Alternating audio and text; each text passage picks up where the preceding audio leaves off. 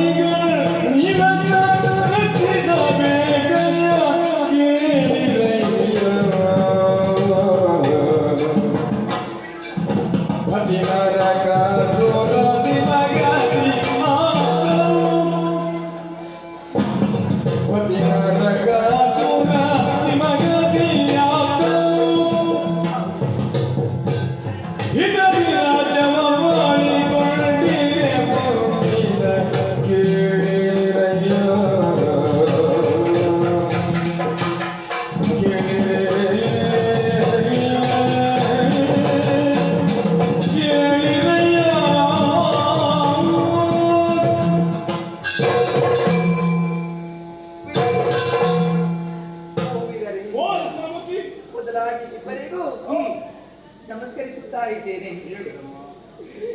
ನಿಮ್ಮ ಪಾದ ಬುಡಕ್ಕೆ ಕಣ್ಣೀರನ್ನು ಸುರಿಸಿಕೊಂಡು ಮಾಂಗಲ್ಯವನ್ನು ಬಿಡಚಿ ಹಣೆಯ ತುಪ್ಪವನ್ನು ಸೇದಿ ಓಡೋಡಿಕೊಂಡು ಬಂದಿದ್ದೇನೆ. ಸಹಾಯವನ್ನು ಕೇಳುವುದಕ್ಕಾಗಿ ನಾನು ಬಂದಿದ್ದೇನೆ. ಸಹಾಯ ಯಾಕೆ ಹೀಗಾಯಿತು? ಏನು ಮಾಡುವುದು ಹೇಳಿ? ಸಾಮಾನ್ಯದವರು ನಾನಲ್ಲ, ಸಾಮಾನ್ಯದ ಒಬ್ಬ ವ್ಯಕ್ತಿಯ ಹೆಂಡತಿ ನಾನಲ್ಲ ಇರುವಂತಹ ವಿಚಾರ ನಿಮಗೂ ತಿಳಿದಿದೆ ತಾನೇ. ನನ್ನವರು ನೀವು ದೂರದವರೇನಲ್ಲ, ಹತ್ತಿರದವರು ಹತ್ತಿರ ಆಗಿದ್ದವರಲ್ಲವೇ? ಅಂತವರ ಪತ್ನಿ ನಾನು. ಇನ್ನು ನನ್ನ ಸ್ಥಿತಿ ಹೇಗಿದೆ ಅನ್ನೋದನ್ನು ನೋಡಿ ನಾವೆಲ್ಲವನ್ನು ಕಳೆದುಕೊಂಡಾಯಿತು. ಹೌದು, ನನ್ನವರನ್ನು ನಾನು ಕಳೆದುಕೊಂಡೆ, ನಿಮ್ಮ ಆತ್ಮೀಯರನ್ನು ನೀವು ಕಳೆದುಕೊಂಡಿದ್ದೀರಿ. ನನ್ನವರು ನಮ್ಮನ್ನೆಲ್ಲ ಬಿಟ್ಟು ಇಹಲೋಕದ ಯಾತ್ರೆಯನ್ನು ಪೂರೈಸಿ ಆಯಿತು. ನನ್ನವರು ಸತ್ತು ಹೋದರು, ನನ್ನವರು ಹೌದು.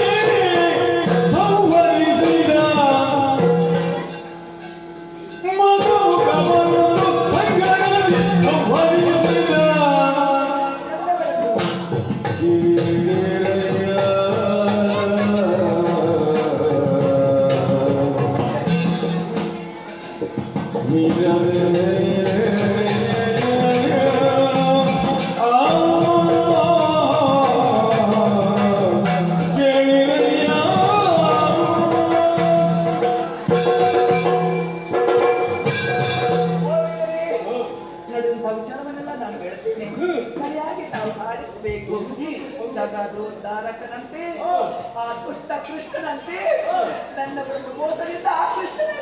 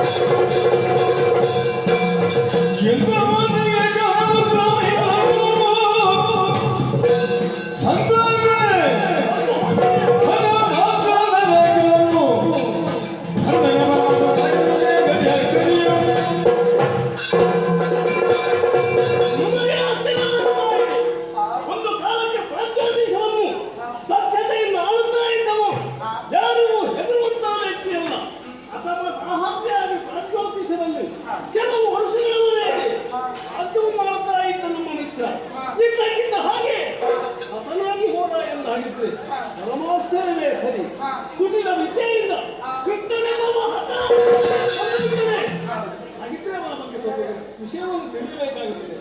ಯಾರು ಎಲ್ಲಿಯವ?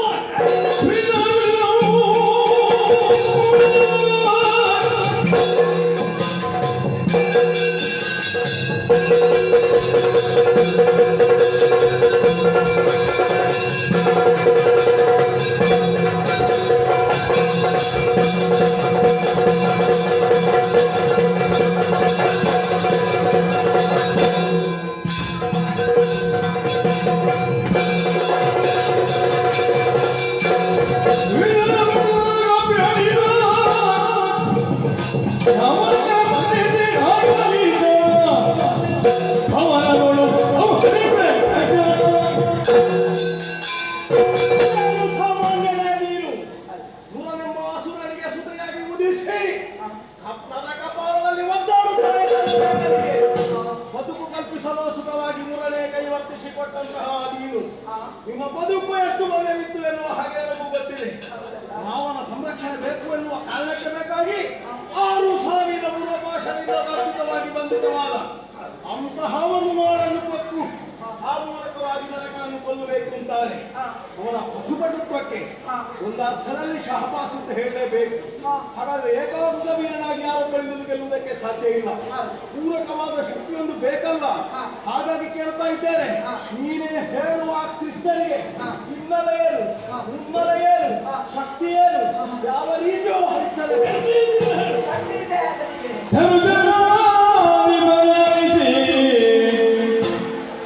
ಕೃಷ್ಣನಿಯ ಪುರವು ಪರಿವಾರ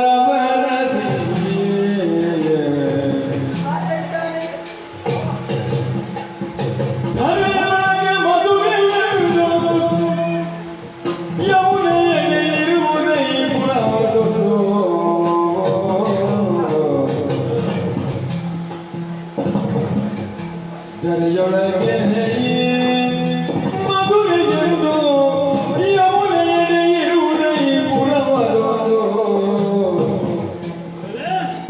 ಬಲರಾಮನೆಂಬುವನು ಅಗ್ರಜನು ಮಧುಸೂದನಾಗಿರುವನು. ಚೆಲುವ ಕೃಷ್ಣನು ಪಕ್ಷಿಯ ಹೆಗಲಿನೊಳು ಕಲಿಪೆನಿ ಕೃಷ್ಣನು ಪಕ್ಷಿಯ ಹೆಗಲಿನೊಳು ಕಲಿಪನಲ್ಲಿ ಕೇಳಿರಯ್ಯ.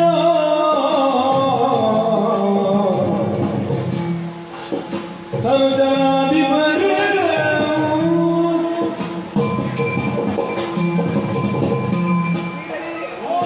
ಪ್ರಶ್ನೆಗಳಿಗೆಲ್ಲ ಸರಿಯಾದ ಉತ್ತರವನ್ನು ನಾನು ಕೊಡ್ತೇನೆ. ಸಂಪೂರ್ಣವಾಗಿ ವಿಳಾಸಬೇಕು. ಯಮುನಾ ನದಿ ನಗರಿಯಂತೆ ಮಧುರ ನಗರವಂತೆ ಅಲ್ಲಿ ಚೆಲುವ ಕೃಷ್ಣನಾಗಿ ಆತನೊಬ್ಬ ಇದ್ದಾನಂತೆ. ಆತನ ವಾಹನವಾಗಿ ಗರುಡನು ಇದ್ದಾನಂತೆ. ಅಷ್ಟೇ ಅಲ್ಲ, ಆತ ಅಷ್ಟೆಲ್ಲ ಅನ್ಯಾಯ ಮಾಡುವುದಕ್ಕೆ ಕಾರಣ, ಆತನಿಗೆ ಬಲ ಬರುವುದಕ್ಕೆ ಕಾರಣ ಆತನ ಸಹೋದರನಾಗಿ ಒಬ್ಬ ಇದ್ದಾನಂತೆ. ಅವನೇ ಬಲರಾಮ.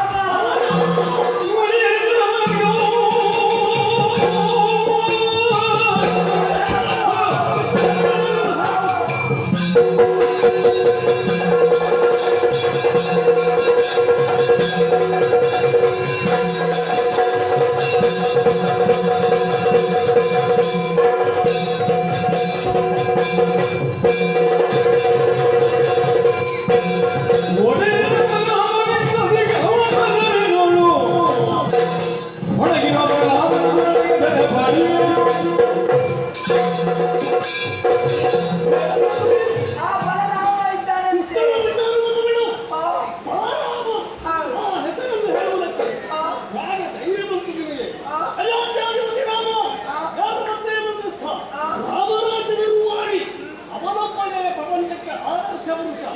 ಹಾಗಿದ್ರೆ ರಾಮನ ಹೆಸರನ್ನು ಇರಿಸಿಕೊಂಡು ಇದು ಭೂಲೋಕದಲ್ಲಿ ಮೆರೆಯುತ್ತಾ ಇದ್ದಾರೆ ಎಂದಾಗಿದ್ದರೆ ಆ ರಾಮನಿಗೆ ಕಳಂಕ ಬಿಡುವುದಕ್ಕೆ ಸಾಧ್ಯ ಉಂಟಾ? ಬೇಡ.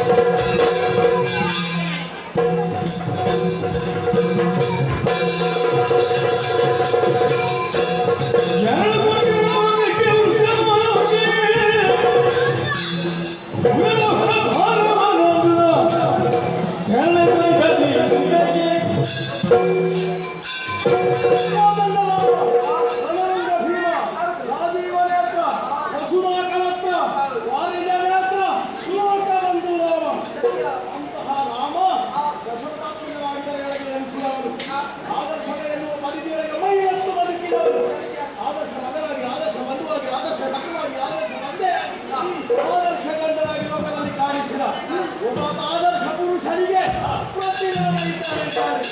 ನಮಗೆ ಉತ್ತಮವಾದ ಅವನನ್ನು ನಾವು ತೆಗೆದೇವೆ. ಮುಟ್ಟಿ ಕಲಿಸಬೇಕು. ಮಾತ್ರವಲ್ಲ, ಅವನ ಜೊತೆ ಅಂತಾನೆ ಕೃಷ್ಣ ಅವಿಯನ ಅವನನ್ನು ತೆಗೆದೇವೆ. ಒಬ್ಬ ಕೃಷ್ಣ ಅರ್ಜುನನಿಗೆ ತೊಂದರೆ ಇಲ್ಲ, ನಾವು ಸ್ಪರ್ಧೆ.